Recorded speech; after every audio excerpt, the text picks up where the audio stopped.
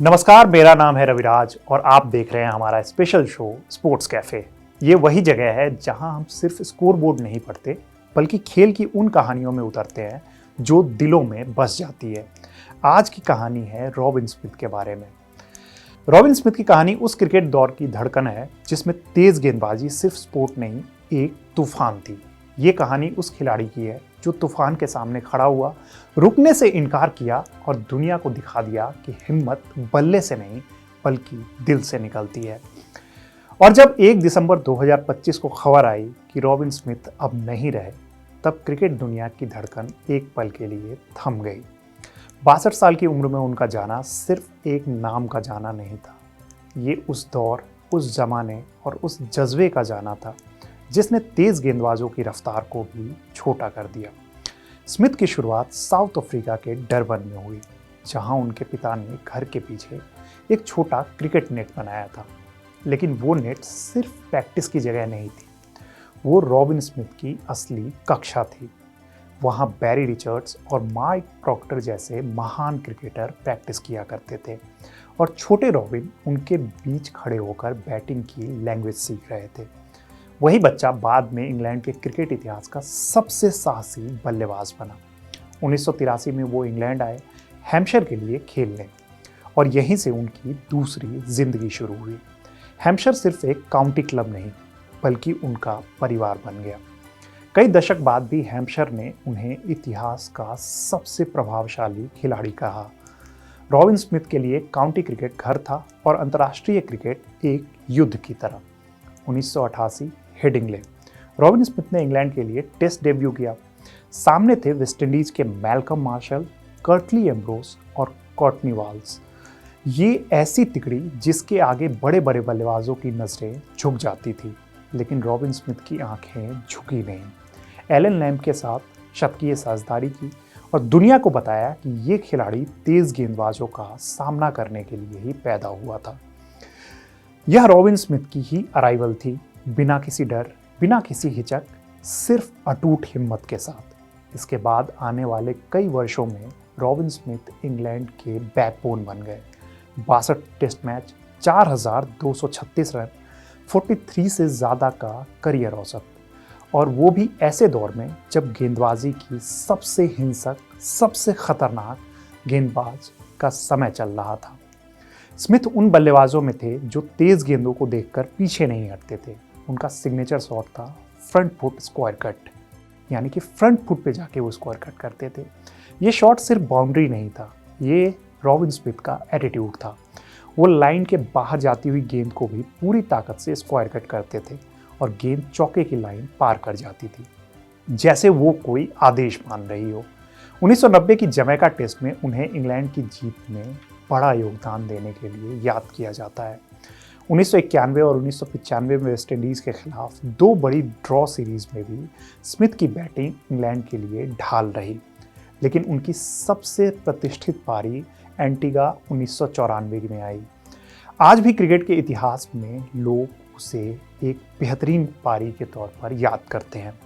उसी मैच में Brian Lara ने 375 रन बनाकर रिकॉर्ड तोड़ा था, लेकिन रॉबिन स्मिथ ने भी 175 रन ठोक दिए थे। एम्ब्रोस और वॉल्स जैसे गेंदबाज, दुनिया के सबसे घातक गेंदबाजों के सामने उन्होंने ये पारी खेली थी।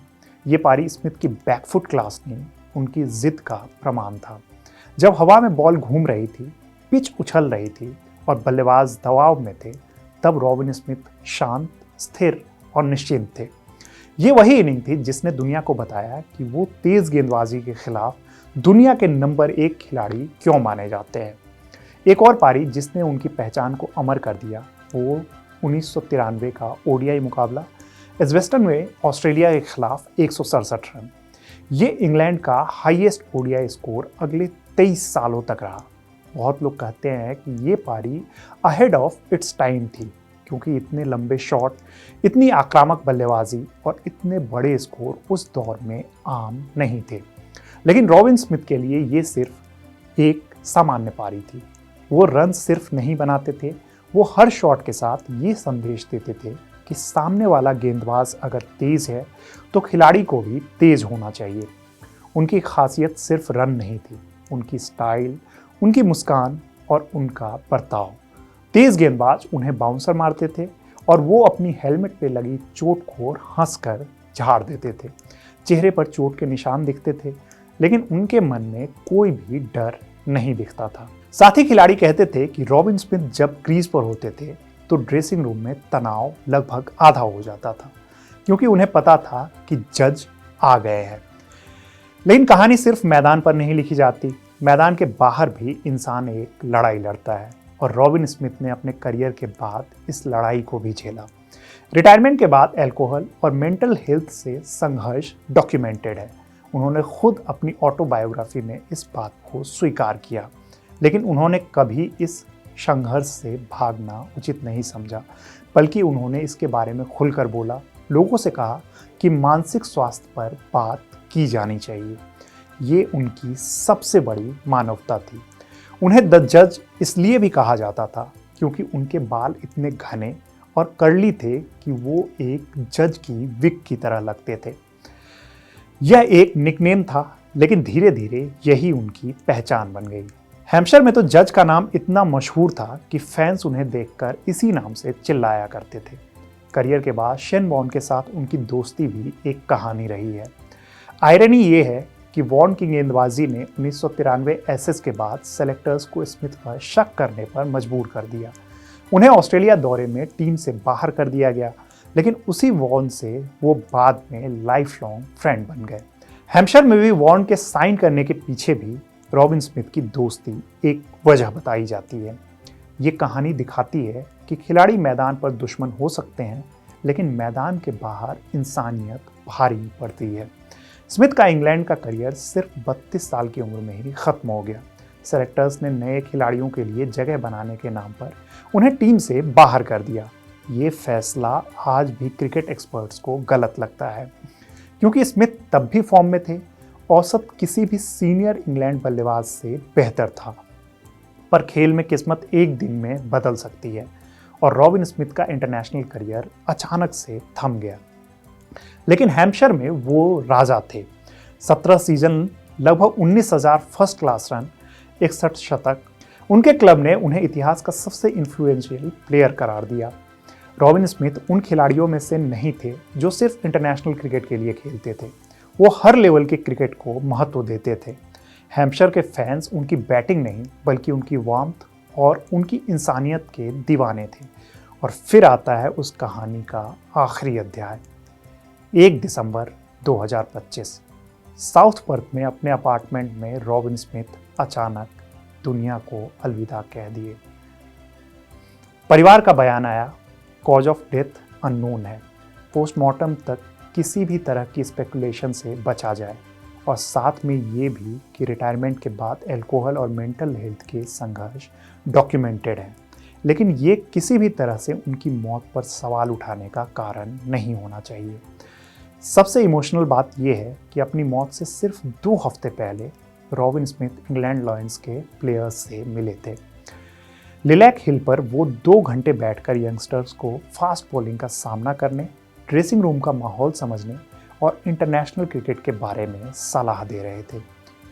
वो काफ़ी खुश थे, मुस्कुरा रहे थे, अपने पुराने किस्से सबको सुना रहे थे।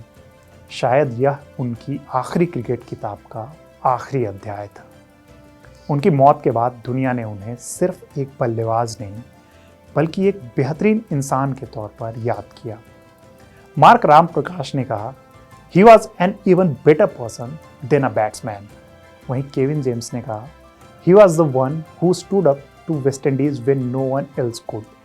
हैम्पशायर ने क्या लिखा वो भी जान लीजिए। He embodied our spirit.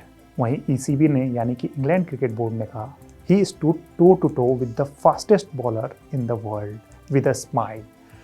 Robin Smith चले गए, लेकिन उनकी कहानी वही रहेगी जो उनके हर चौके के बाद उनकी आंखों में दिखती थी। डर नहीं, दर्द नहीं, बस एक साफ संदेश। सामने चाहे एम्ब्रोस हो या फिर वॉल्स, जिंदगी कितनी भी तेज गेंदें क्यों न फेंके, अगर दिल में हिम्मत हो तो खिलाड़ी खड़ा रहता है, और वही उसकी असली विरासत है।